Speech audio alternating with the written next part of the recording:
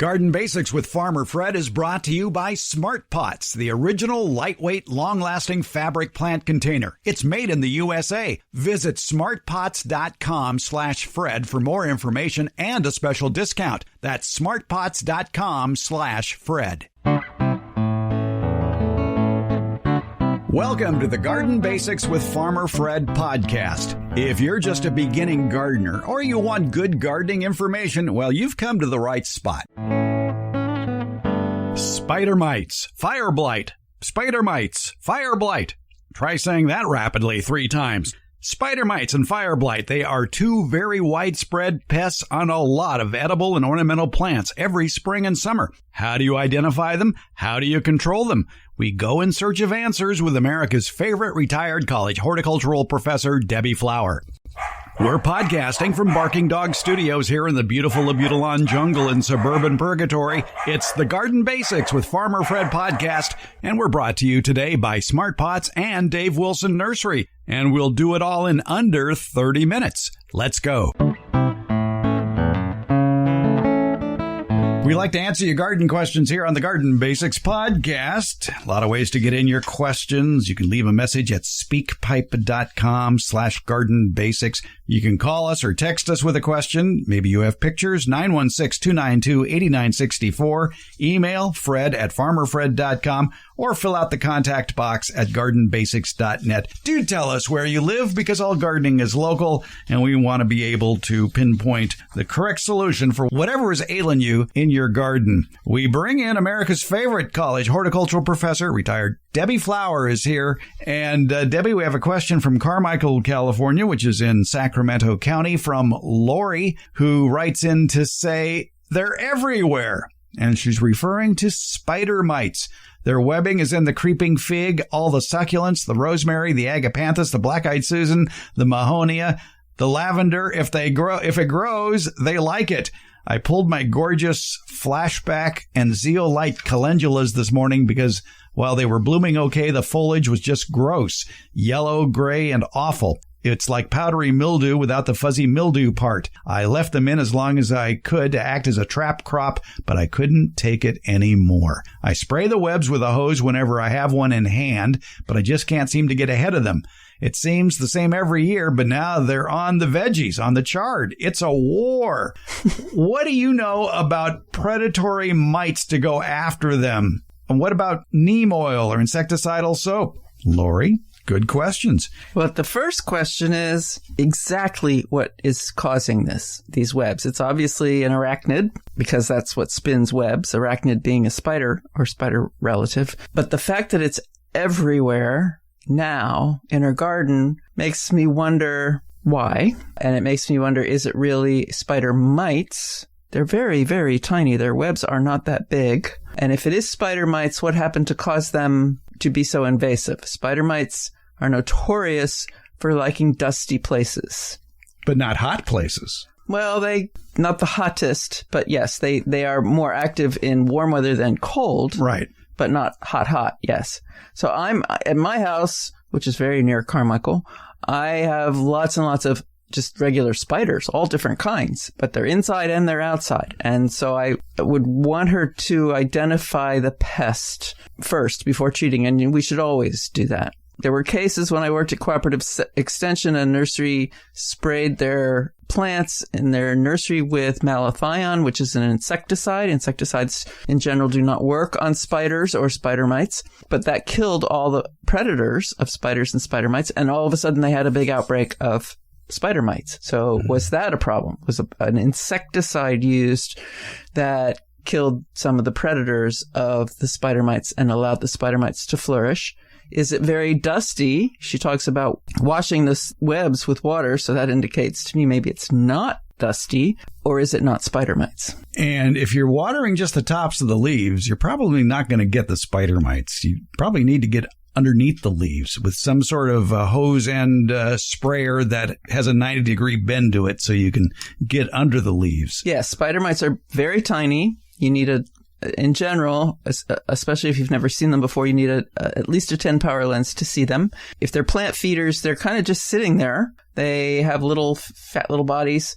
and 8 legs, but there can be a stage in some of them where they only have 6 legs. That's part of their maturation process. And they are sort of rasping, sucking insects. And so the plants that they're attacking have the symptom of little, it's called stippling. It's little yellow dots all over the leaves. And so that would be an indication that you have a mite that is making a web. And only some spider mites make webs, not just a regular spider. And the webs aren't going to be huge. If you have a huge population, they can extend long distances, but the silks are closer together than they are in a regular spider's web. They reproduce rather rapidly, too, when the weather is conducive to it, probably 70, 80 degree weather, and spider mites can develop into adults within 10 days, and at that point, they're ready to reproduce. A female spider mite can lay 60 eggs, which will produce 10 male and 50 female mites.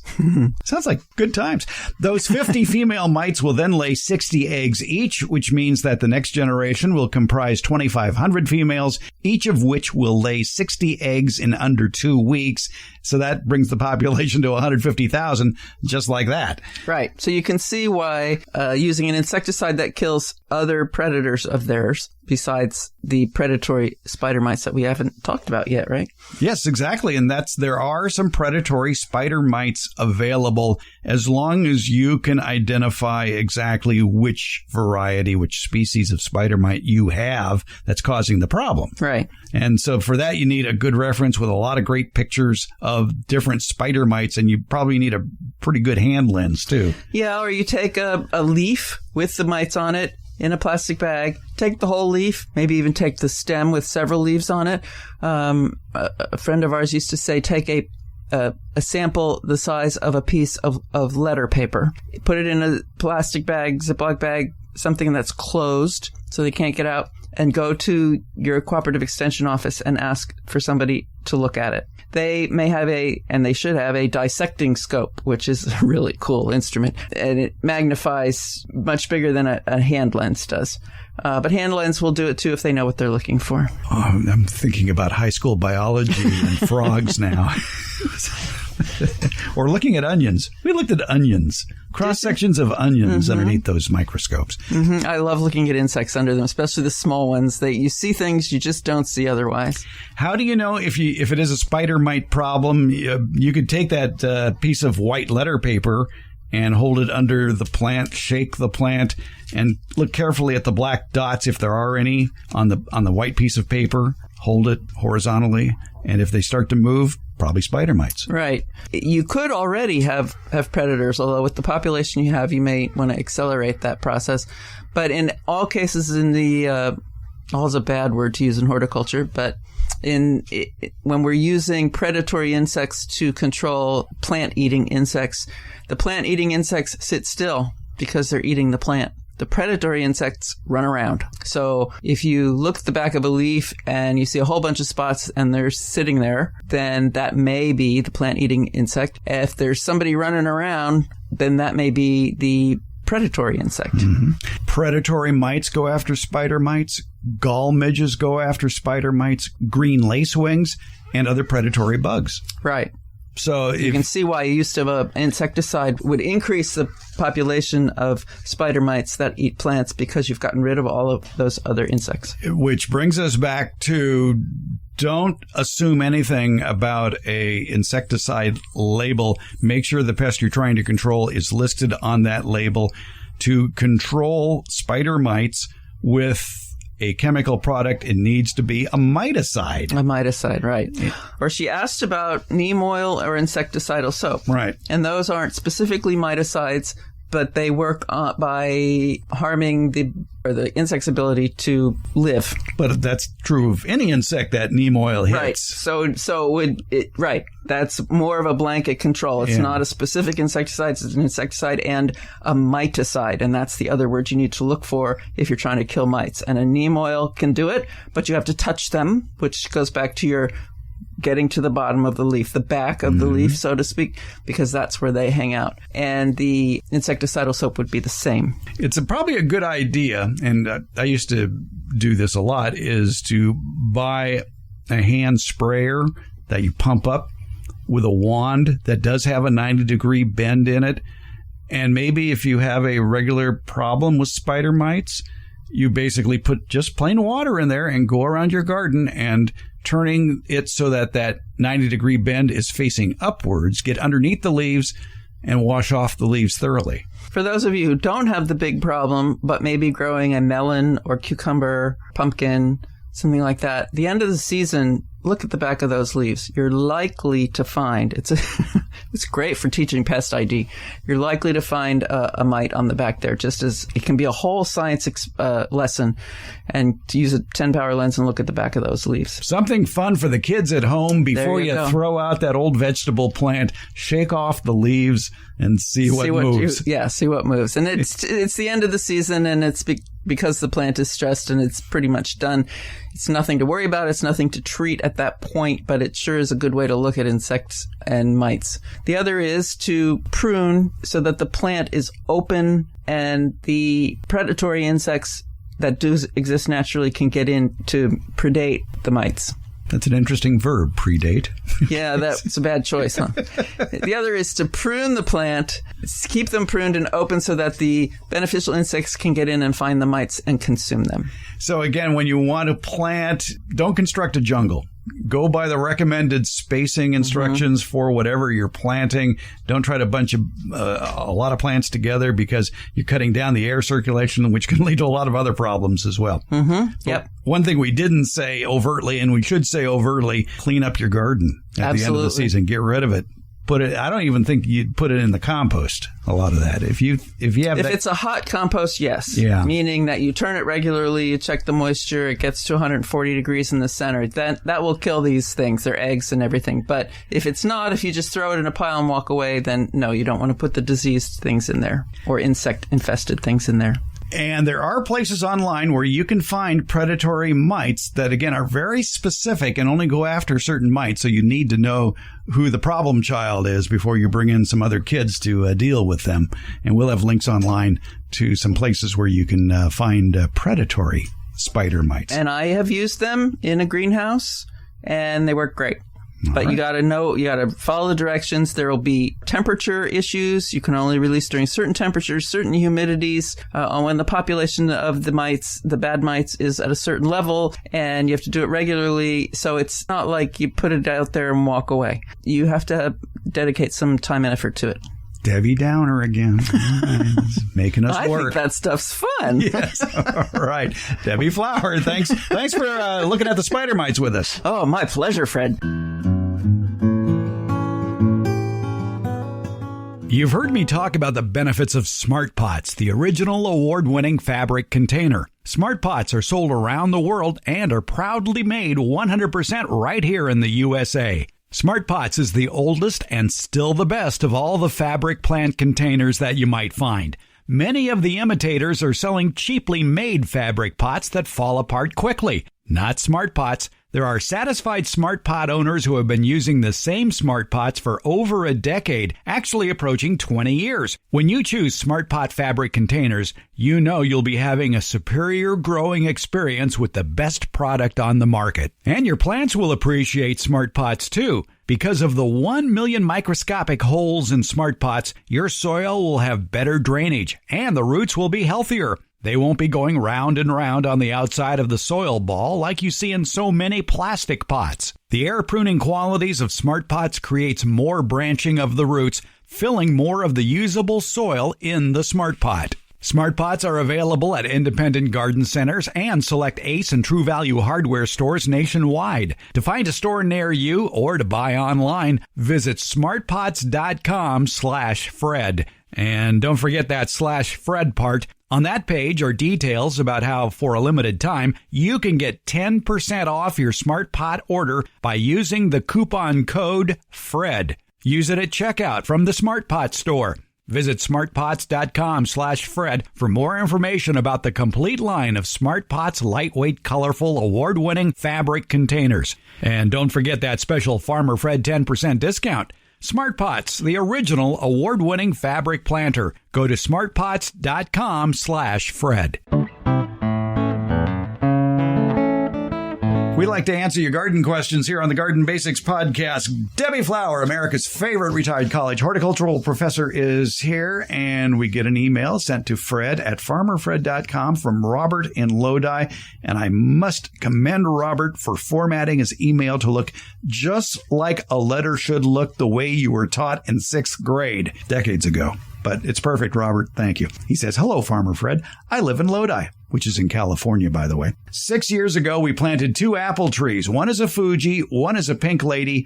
The trunk of the Fuji is about 5 inches in diameter and is about 12 feet tall. The trunk of the Pink Lady is about 4 inches diameter and about 12 feet tall as well. Every year, new growth extends from the tips of the branches. Then that new growth dies back a foot or so. The Pink Lady had more of these died back branches than the Fuji, perhaps 20 diebacks to the Fuji's 8. Do you know what causes this problem? I can attach a photograph if you like. Robert, we may not need a photograph if the answer to this question is, does it look like somebody took a blowtorch to those tips? If so, Debbie, what blowtorch would that be?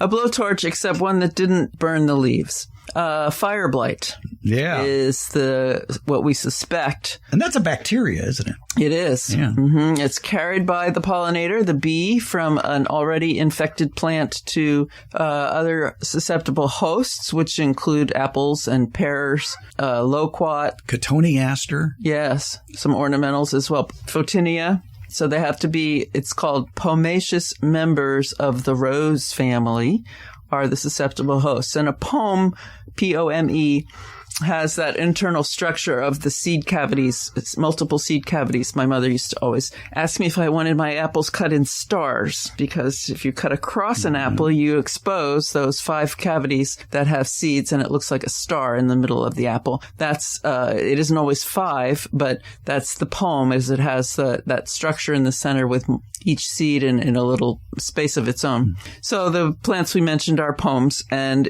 those are the only plants susceptible to Fireblight. And Fireblight, it's been tried and tried and tried again to transmit Fireblight through pruning wounds or injecting the plant with the bacterium, and it has never taken. So it is brought just by the pollinator from an already infected tree to your tree. And so you see the flowers, and then they die back. And the leaves remain attached because the disease attacks so quickly that they don't have time to fall off.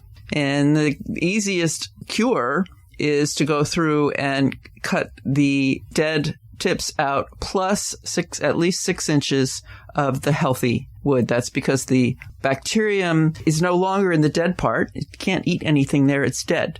It's moving into the green part, and you want to go 6 inches into the still healthy green stem and remove it so that you're for sure getting all of the bacterium out of the plant, and then dispose of those cuts. This is another good reason why we like to promote backyard orchard culture of your fruit trees on this program, where you're keeping the tree at a maximum height of 6 or 7 feet. Because in the case of apples, you get Fireblight. Do you really want to get on a ladder and climb up 12 feet or so? No, you want to stand on the ground. So if your tree is only 6 or 7 feet, you can control that Fireblight much easier and much more safely from ground level. Right. And again, you want to make that cut well below where you see the dieback. Mm-hmm. 6 inches, I've heard 12 inches. Mm-hmm. The old recommendations used to include, and between cutting every infected branch off, dip your shears into bleach. It did. But then I can't remember his name at Berkeley, did these experiments, and other people did as well, of trying to infect the plant with a pruning shears or with a hypodermic needle, even in some cases, and they could not get the plant to get the disease. So it appears it cannot be transmitted that way. And by the way, don't ever dip your pruners into bleach, because all it does is it promotes rust. Yes. Really. So no, you can clean them off with a rag if you want. But basically, if you make that cut 6 to 12 inches below where you see the damaged portions. And then what's important too is cleanup. Getting rid of all the fallen parts that are infected. And probably, Robert, you've seen in the tree those parts on the ground. Just get them up, put them in the trash whenever you see them. and keep the area clean. And it may involve, too, replacing mulch that you may have underneath the tree as well, because and the winter rains can splash those spores or whatever bacteria is back up into the new growth. Yeah, there is some talk that other things that can cause the fire blight to spread include anything that causes fast growth in the plant. Like nitrogen fertilizer? Like nitrogen fertilizer, yes. Yes. It sounds to me like they had the disease last year, correct? Every year, new growth extends from the tips that new growth dies back a foot or so. Yeah. So every year for the last 6 years. Okay. So it is in the system of the plant, and you may see what are called cankers on stems in other places. Cankers look maybe wet, maybe sunken parts on the branch. Those are probably fire blight as well. So you would want to cut those out. And make sure you're doing your copper sprays, your fungicide sprays. It is not a fungus, but it is recommended that, or a Bordeaux spray, it is recommended that you make sure it gets all of its other pest control treatments. Would an oil spray be effective in the wintertime? No? Right. It wouldn't hurt for other reasons. Yeah. When there's no leaves on the plant, aphid control, that kind of thing. But again, that would be a wintertime application, yes. Not in the summertime. No, these are not summer sprays. No. These are winter sprays. Exactly. And I would suspect, Robert, that either you or one of your neighbors has some plants, too, that are getting infected by fire blight. Came from somewhere. Bees can fly quite a distance. Yeah. My neighbor has it in a loquat, and I gave her the advice, and she has done nothing about it. And I have apples, so I'm making sure my apples stay very short, and I go out as soon as, bloom is there, and then go out daily or every second day to watch to see if those flowers die back. And you get this scorching look of a black stem with the brown leaves still attached. I have not seen it, but boy, you can be sure if I see it, I will take it out immediately, because that's the easiest way to control the disease in the long run. It is most noticeable in the summertime when those branches stand out, those burnt branches, but the actual process begins in the spring. Yes. Yeah, so be on the lookout. It's fire blight. Be on the lookout for it, Robert. Debbie Flower, thanks so much. You're welcome, Fred.